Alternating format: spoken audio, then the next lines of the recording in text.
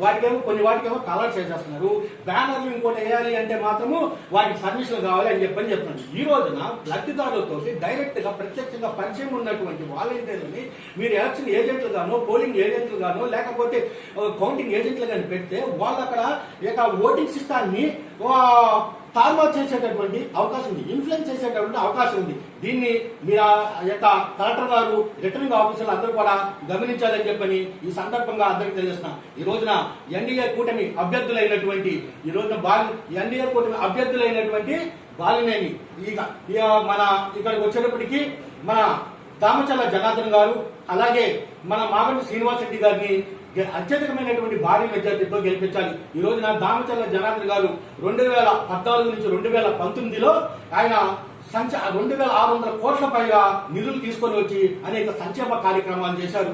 ఆయన పార్కుల పునరుద్ధరణ కానీ,